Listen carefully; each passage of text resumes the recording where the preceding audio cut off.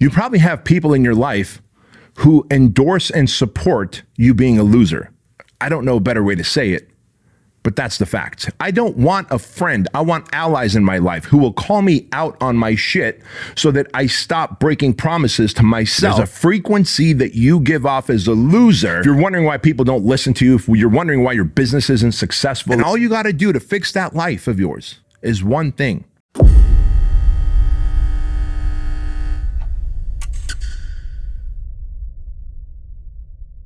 It's about keeping promises to yourself. Because if you're not keeping the promises to yourself, what you're really doing is you are eroding your personal credibility with yourself. And when you erode your credibility, you begin to break your promises. You effectively ruin your reputation with the person that matters most, which is self. Think about that for a moment, right? If you want to really be a reliable person, a person that people look up to, people that see as an example of a good human, a role model, well, you probably need good, consistent habits and behaviors that are going to set you up to be a winner in life. That means you need great reputation with yourself. And if you promise yourself that you're going to wake up at a certain time and then you hit the snooze button on your phone and you go back to sleep, you broke a promise, right? If you say you're going to go work out in the morning at 9 a.m., but then you don't make it to the gym, you broke that promise. If you say that you're going to eat clean all day long, but then you eat, ho-hos and ding-dongs and you end up having big, fat, floppy baloney tits, guess what? You have broken a promise to yourself, right? And so when you break these promises, you begin to erode your reputation. And I'm here to tell you that the reason most people break promises to themselves is because they are too comfortable. Like the reason that you don't have this high reputation with yourself is because you are too comfortable in your life, too comfortable, too complacent, right? And when things are comfortable and you're complacent, you don't really have a sense of urgency to make a change, right? Oftentimes we think that, I want to do something. I want to be a better person. I want to start making more money. I want to be healthier. I want to have better relationships. I want to improve my relationship. I want to find someone to have a relationship with. But if the urgency factor is not there, you're really not going to do it if you're comfortable and you're complacent. If you're just doing enough to get by, you're not really going to do anything about it. But if the pain was great enough, which means now you're out of your zone of comfort, now you're going to lean into it, right? And so number one, the reason that you haven't fixed your life and that you keep breaking promises to yourself is because you are too comfortable. Number two, you hate yourself. Let's be honest. You obviously hate yourself. If you are making promises and then breaking them, not keeping your promises, breaking your reputation with yourself, breaking promises to others, and therefore your reputation with others is eroding, you not only hate yourself, but you hate the people that love you. Because if you truly loved yourself, you would keep your promises and you would honor them, right? I mean, don't you want to be the best person that you can be? Don't you want to become the best version of a man you can be, the man that you admire, that you love, that you trust, and then give yourself to that woman? Give yourself to that relationship? Give yourself to that business? Give yourself to that friendship? Of course you do. But if you're giving the worst version of yourself, the lazy self, the self that breaks promises, that lies, that is addicted to vices, you want to stop drinking, you want to stop snorting or smoking, you want to stop binge watching, you want to stop being a loser, you want to stop being a crop duster and become a fighter jet in life. You make these promises, but each time you break those promises, you think that's it's just a small little promise. What's the big deal? I'll start again on Monday. But what you're doing is you're telling your subconscious mind that you're a goddamn loser. And if you're telling your subconscious mind that you're a goddamn loser, you are literally telling yourself that you hate yourself. I hate myself so much that even though I know I need to eat clean, wake up early, get my workouts, do my work, show gratitude, journal, do whatever the fuck you need to do, right? To become a better human, you put that off. That is self-hate at the highest level. What's even worse is that you probably have people in your life. You probably have a significant other. You probably have a mom or a dad. You probably have siblings. You probably have friends who love you, who care for you, who want the best for you. By you breaking these promises to yourself and to them, you also hate them. That's the truth. It's the God's honest truth. And so when you don't love yourself and you don't show love to others because you have eroded your reputation, what do you have left? You are a loser, right? That's the facts. And I'm not trying to shit on you because I think you're a bad person. I don't think you have anyone in your life that's willing to tell you this stuff. I really don't think you've got anyone in your life, fellas, that is willing to tell you that the way you're conducting yourself, the way you're living your life, by taking the shortcuts, by hitting the snooze, by not going the extra mile, by not going into the gym, by not eating clean, by making excuses. Think about this, man. You probably have people in your life who endorse and support you being a loser. I don't know a better way to say it, but that's the facts. See, I don't want friends in my life. I want allies in my life. And if I have friends in my life, and when I go, yeah, man, I was going to wake up early and work out today, but I didn't sleep well, so I ended up sleeping in and not working out in the morning, they're going to go, oh, man. A friend is going to go, oh, man, I understand. I understand why you're going to do that. I would have done that too. An ally, on the other hand, would say, you know what, dude? Doing your excuses. You should not have missed that workout. You should have woken up even if you didn't sleep well. You should have woken up even if you had nightmares. You should have gotten up and worked out and eaten right, even if you tossed and turned all night, because an ally is someone who wants the best for you. A friend is someone who will endorse your excuses and keep you comfortable and complacent. That is not what you want. I don't want a friend. I want allies in my life who will call me out on my shit so that I stop breaking promises to myself and I start loving myself, respecting myself, admiring myself. It's only then, my friend, that you will love others and be able to gift the best version of yourself to the world, right? If you're wondering why people don't listen to you, if you're wondering why your business isn't successful, if you're wondering why life kind of sucks for you, right? I'm telling you right now, it's because you keep breaking promises to yourself. No one wants to listen, follow, do business with a hypocrite, a loser. And even if you think that they don't know these things about you, about your vices, about the fact that you quit on yourself, that you break promises, they do, because there's an energy, there's a frequency that you give off as a loser that everyone can feel. They can feel it through social media. They can feel it through text messages. They can feel it in person. They can smell it. And so if you're that person who keeps making excuses and breaking those promises, you're not going to be happy in any category of life. Instead, you're going to end up DMing me, well, how do I fix my life? I'm telling you, do this one thing. Start keeping the promises to yourself. Now, how do you keep those promises? I think the best way is to have consequences. Because if you have consequences in place, then you will start keeping those promises. Think about this. In this building, in our headquarters here, we have several different companies of mine that we run. Fit Body Bootcamp, True Lean, supplements, my coaching business, right? Amongst others. And we have a bunch of team members who work for all those different organizations and companies. We are a very fiercely competitive team here. And if someone is not meeting the expectations and standards that their team has set in place, they start to feel a sense of pressure. They know that there's going to be a consequence. The consequence might be that team member, one of their team members might have a talking to them. The consequence might be they might be out of a job. When the consequences are high, you will begin to keep your promises. That's one way, right?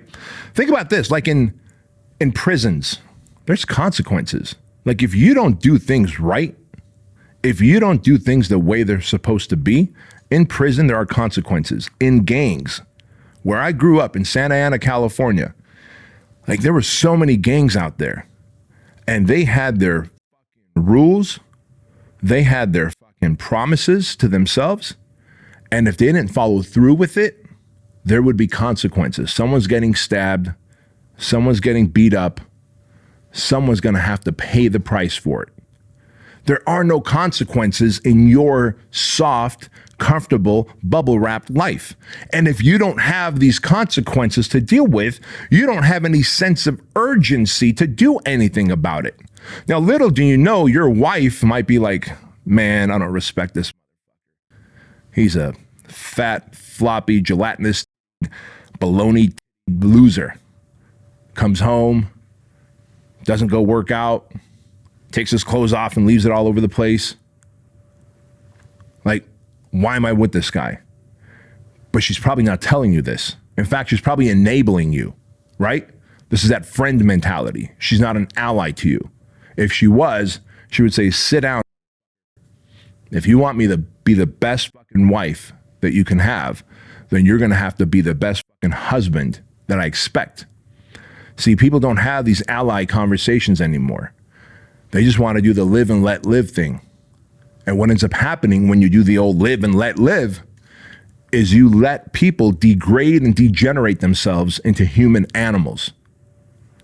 And a human animal does what they feel like. A human animal does what their emotions tell them to do. A human animal does whatever selfishly suits them in the moment. A human being who's connected to consciousness, a human being says, I will do whatever I need to do, even if I feel this way. I will do the things that I promise to myself and to others because I am a man of high standards and reputation with myself. The number one person I don't want to let down is me. And so if I'm not going to let myself down, I have to do these things even if I don't feel like it, even if I'm tired, even if it's cold outside, even if it's raining. Even if I just didn't sleep well last night, I have to do the things that I promised myself to be able to build my personal credit score, my reputation with myself. And so listen, if you are not doing these things, and by the way, these consequences are everywhere. You need to build consequences into everything. Like, for example, I've got friends who are from all the different categories of special operations in the military, right? And they are the most predatory dudes on the planet.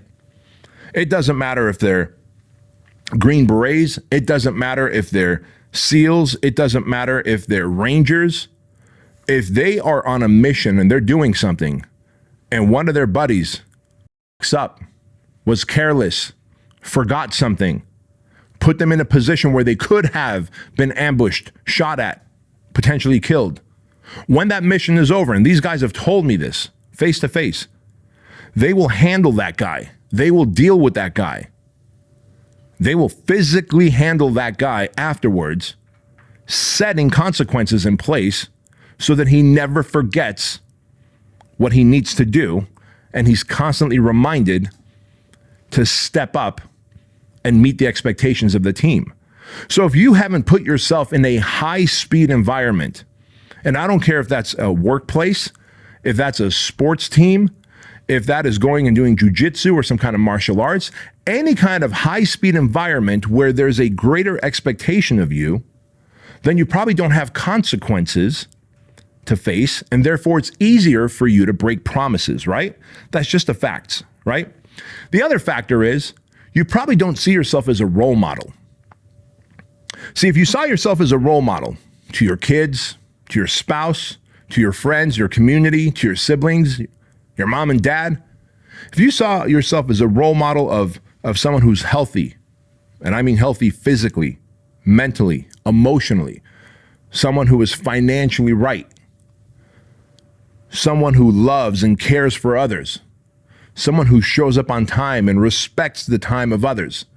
If you saw yourself as a role model in every category of life, in friendships, relationships, business, life, to your kids, you would never do anything to let these people down. Once again, a consequence, right?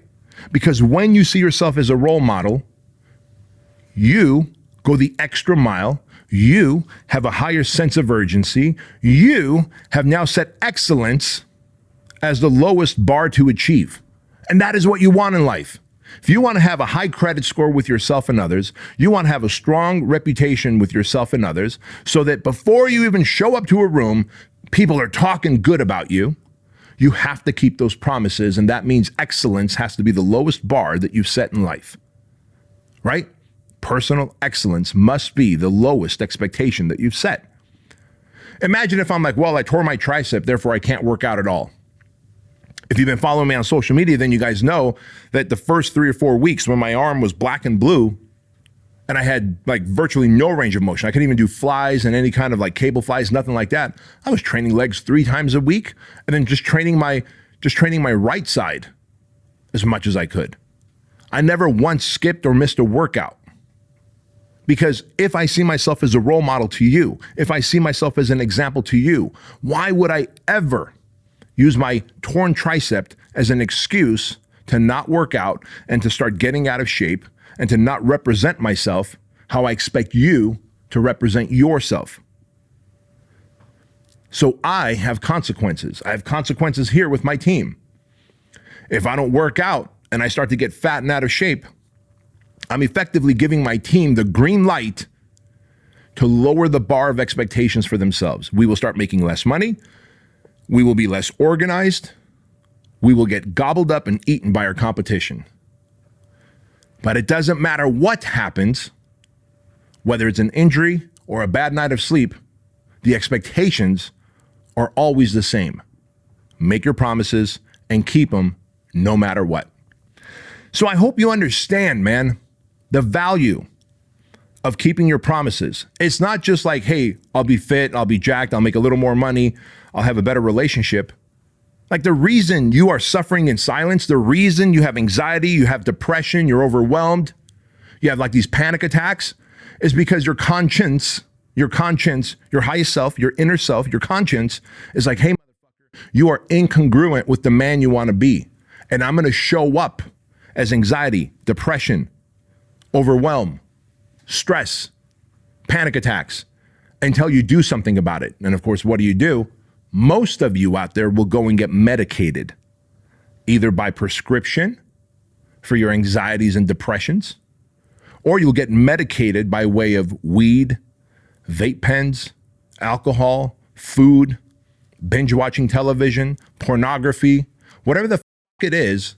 You will start leaning into these vices in order to escape your reality, in order to run away from your conscience, which is your higher self, who is with you at all times and sees that you are operating as a human animal. You are operating below your expectations that you've set for yourself. And therefore, conscience will show up as anxiety and depression and overwhelm to shake your ass into action. Now, whether you delay that, put it off, ignore it, try and escape from it, try and medicate yourself from it, it's going to keep coming around and getting worse and getting worse. So not only do you have a bad reputation, do you feel bad about yourself, not only do others feel like you're a loser and you have a bad reputation with them, but you're also constantly in a bad state of mind in terms of the anxiety and depression and your state of mental health. And all you got to do to fix that life of yours is one thing: make a promise and fucking keep it. Guys, I hope that I was able to influence you, to persuade you that you will make these promises and keep them.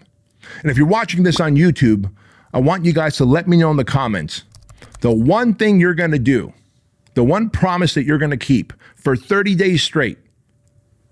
Let me know in the comment section what that one promise is that you're going to make to yourself and keep it.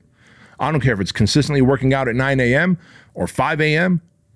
I don't care if it's waking up at a certain time and not hitting the snooze button. I don't care if it's reading 10 pages out of a self-help book. I don't care if it's drinking 1.5 gallons of water a day. But one positive thing that you're going to do on a consistent basis for yourself for the next 30 days without breaking a single day. Leave that in the comment section on YouTube. Bedros Keuilian emphasizes the importance of keeping promises to oneself, stating that breaking these promises erodes personal credibility and reputation with oneself. He argues that being a reliable and respected person requires cultivating good habits and consistent behaviors. Breaking promises, whether related to waking up early, working out, or maintaining a healthy lifestyle, results in self-sabotage and a negative self-image. The main reasons for breaking promises, according to Bedros, are being too comfortable and lacking a sense of urgency for change. He suggests that people often postpone self-improvement efforts due to a lack of discomfort or complacency in their lives. Furthermore, he asserts that individuals who break promises to themselves likely harbor self-hate affecting not only their relationship with themselves but also with those who care about them.